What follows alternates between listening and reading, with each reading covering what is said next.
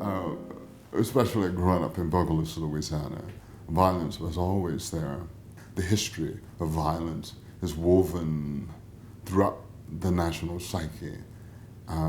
We even make heroes, cultural heroes, out of very violent psychopaths. We only have to say Billy the Kid or Jesse James. You know, all of our heroes have blood on their hands.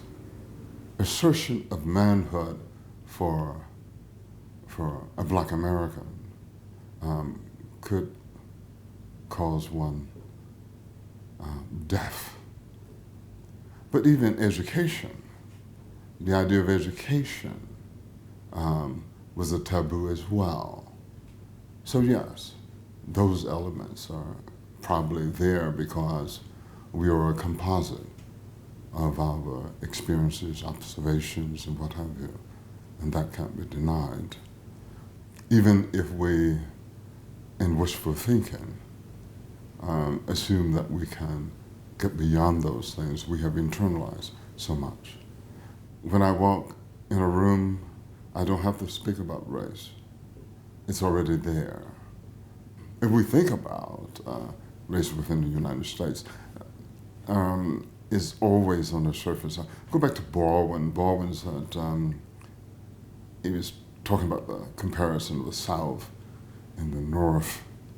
He said, in the South, the Black man is always of discussion. In the North, never. Are exaggerated in one sense and denied in another sense. Recently, I've been really thinking about racism as a mental illness. How even the radios, the radio stations were segregated, everything was segregated, you know, within the context of a national psyche.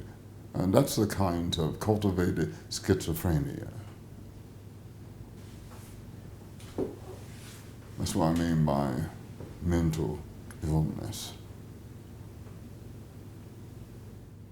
But there was a moment when I thought we were at the cusp of, I hate the word now, change, but it's a very interesting word because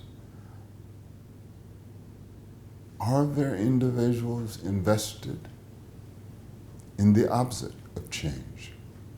And why, if that is true, why is that the case? The people, are there citizens who benefit from the status quo? Are we willing to be diagnosed if it's a slight disadvantage? Something we don't talk about is class. Class is something that has to be addressed as well. I don't know if we have the equipment to address that. We think about the Tea Party.